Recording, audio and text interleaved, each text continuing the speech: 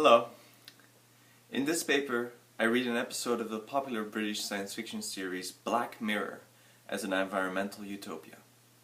As a utopia, I argue it enunciates a biting critique of contemporary capitalism. But perhaps as striking about this episode, titled 15 Million Merits, is the manner in which it engages contemporary debates in environmental studies, particularly the meaning of the word wilderness in the discourse of the deep ecology movement. I argue that merits literalizes a critique of wilderness as a concept akin to that formulated by William Cronon. If we hold on to a separation of the wild and the human-inhabited environment, we end up locking ourselves away from any contact with the non-human wild whatsoever. In a reading of a plenitude of recent science fiction literature, Fredric Jameson has argued that utopia is an inherently critical form, expressing a, quote, desire for change. The point here is not, he says, quote, the representation of radical alternatives. It is rather simply the imperative to imagine them. End of quote. Utopia achieves this through, quote, cognitive dissonance, end of quote, which is a term coined by Darko Suvin. In science fictional worlds, there are things we recognize and things we don't. This dissonance leads us to think critically, a model proposed by Carl Friedman much earlier. And then James. 15 Million Merits practically functions as a model of a Jameson utopia. After the title run, we find ourselves in a pitch-black cubicle. Suddenly, the walls of the cubicle are illuminated as so many iPads, a virtual sun rises, and a virtual cock crows. Hitting the snooze button by a simple gesture, swiping the cock away, the main character, Bingham Bing Manson, begins to wake up. Brushing his teeth, we see him gesturing to pay merits, this world's currency, for his toothpaste. His morning ritual is interrupted, though, by a commercial for a sex show projected onto his bathroom walls. To stop viewing the commercial, Bing again pays a certain amount of merits. After this, we see Bing putting in earphones and riding the elevator to his place of employment, like so many others wearing exactly the same clothes as he does. Bing's job is simple. He treads an electric bicycle that, together with all his colleagues, powers the whole world. In the words of the episode, they are, quote, putting their back into giving back for a brighter now, end of quote. Gazes locked to a TV screen mounted before them, Bing and the others spend their time watching pornography, playing violent video games, watching TV shows, customizing their virtual avatars, or playing virtual violin, all the while earning merits while cycling. The video games and TV shows mainly involve the humiliation of the so-called lemons, obese people who cannot ride the bicycles and thus have been condemned to clean up the hallways where other people work. There is one way out of this dreary existence. Via a TV show called Hot Shot, contestants can achieve celebrity stardom and can work in the entertainment business. When a new co-worker called Abby Khan arrives and Bing falls in love with her, he offers to pay the 15 million merits to let her participate in Hot Shot. I will pause my summary of the episode here to note the critique of capitalism. Everything is monetized and commercials are everywhere. In a remarkable critique of the music provider Spotify, the episode shows Bing refusing to watch a porn ad by closing his eyes, after which the ad stops. A high-pitched whistle resounds through his cubicle, and he is urged to resume watching or pay merits to cancel the advertisements. Similarly, Spotify offers a no-commercial model for listening to music, but you pay for that model, or free music interrupted by advertisements that detect when you mute your device, as many users of the free version of Spotify might have noticed. Very annoying. In 50 Million Merits, vending machines function much like Amazon does. When the main character purchases an apple for his lunch break, the vending machine, tells him he, quote, might also like a banana. Finally, it's hard not to see the characters sweating on their bikes, as athletes in contemporary fitness centers, where bodily exercise is similarly converted into money. Perhaps the most biting criticism of the world of today is the hotshot show itself. Paying even 15 million merits, a lot of tender in the show, does not, or in this world, does not, it seem, make Abby or Bing unique. As they enter the waiting room to participate in the show, they encounter a large group of people intensely practicing. Some tell them that they have been waiting for a week. Abby, however, gets chosen for a preview immediately because of her looks. Forced to drink a liquid drug called compliance, she then finds herself in the spotlights in front of 3 abusive judges and an immense crowd of virtual avatars, some of which are Bing and Abby's cycling neighbors.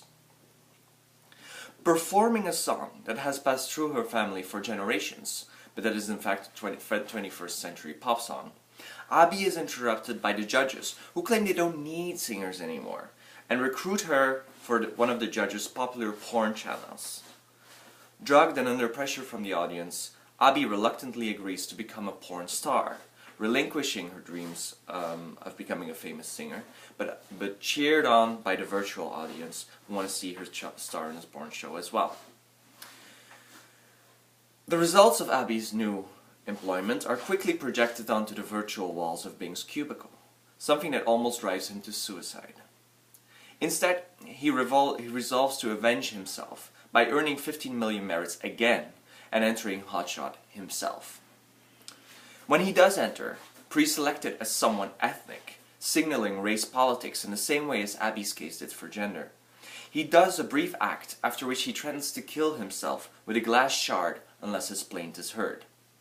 In a moving performance of pure anger, he then protests against the fakeness of this world, portrayed in 50 Million Merits, saying, quote, "Fake fodder is the only thing that works anymore.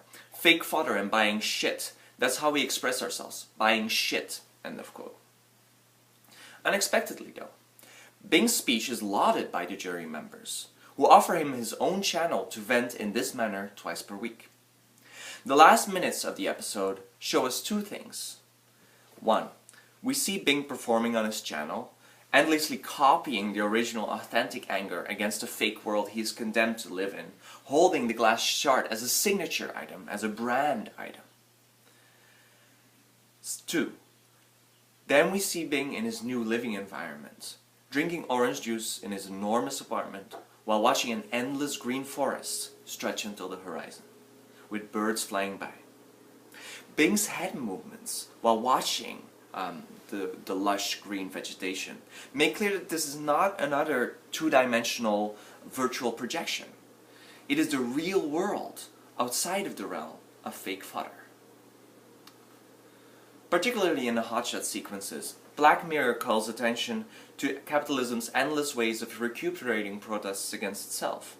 One need only think of the fate of Che Guevara, condemned to be memorialized on countless mass-made t-shirts produced by the very system he spent his life trying to overturn, to understand the pointedness of this critique as it takes form with Bing. As a dystopia, Merits clearly references Aldous Huxley's Brave New World, which also portrayed a world where sex and drugs function to maintain the status quo, but to thwart any intellectual protest. Moreover, the fact that all people from the same class wear the same color of clothes, yellow for the cleaner slaves, grey for the cyclists, refers to More's seminal Utopia, the text itself, Utopia, where commoners wear sober clothing, More's narrator tells us, but slaves wear gold. Right within this frame, Abby's mentioning that her sister is in Airedale begins to make sense, as the capital of More's ideal country, the Utopia, is called Air Castle. But rather than expand on this critique of capitalism, I want to call attention again to the remarkable final seconds of the episode, where we can see that nature in the form of wilderness and forests flourishes outside. The point the episode concludes with is this: when people confine themselves to their own self-made world, like ants never exiting their anthill, we will see a flourishing of the wilderness not seen since the Stone Age. I use the word wilderness here because this concept of nature without a human presence has been the subject of substantial critique. Originally, it was a banner on which American environmental activists gathered, as it provided a complex assembly of romantic sublime meanings of, quote, original man, the gender specific being intentional. The wilderness movement, featuring such figures as John Muir and Ralph Waldo Emerson, was not without its success in causing parts of the US to be protected from exploitation. Yet, Cronin argues, William Cronin, the thinker that I mentioned earlier, he argues that at the same time, this concept of wilderness has caused us to forget to value all other life around us that is not in the wild. And I'm going to quote from his work. So, quote, "This then is a central paradox. Wilderness embodies a dualistic vision in which the human is entirely outside the natural. If we allow ourselves to believe that nature, to be true, must also be wild, then our very presence in nature represents its fall. The place where we are is the place where nature is not. If this is so, if, by definition, wilderness leaves no place for human beings, save perhaps as contemplative sojourners enjoying their leisurely reverie in God's natural cathedral, then also by definition it can offer no solution to the environmental and other problems that confront us. To the extent that we celebrate wilderness as the measure with which we judge civilization, we reproduce the dualism that sets humanity and nature at opposite poles. We thereby leave ourselves little hope of discovering what an ethical, sustainable, honorable human place in nature might actually look like." End of quote. Cronin's point here is that calling for people to leave wilderness alone and to isolate wilderness in natural parks or wherever ignores the fact that we are always already involved in interacting with our natural environment. And this, this is a direct critique of the deep ecology movement, which very much is in the tradition of this discourse of man being this, and man being, and really gender specific, as a sole sojourner in the wild around us, and this is how we should live and this is how it should stay. Even worse, forgetting that we are always already involved in our natural environment entails that we devalue nature at home, say the apple tree in our backyard, in favor of the wild Sierras out there, to which we travel by plane or SUV, further adding to the paradox that conserving nature apparently only takes place in natural parks and nowhere else. 15 Million Merits literalizes Cronin's wilderness paradox. By completely extracting humankind from its natural environment, the wilderness is indeed saved. You see a forest that few dystopias would actually project. It also literalizes the metaphor recycling. In this world, no energy is lost because all calories humans gain are put back into the buy cycle. If we remember that Moore's Utopia originally was an island, we have to think the world of Bingen Abbey as an island built out of concrete, isolated from every wild life form, an environmental utopia. And of course you could argue, and you'd be correct, that there are non-human life forms present in this utopia or dystopia. I mean, there's bacteria in Bingen Abbey's gut. There's these life forms that cohabit with mankind. But those are not the wild life forms that both deep ecology and Cronin are talking about.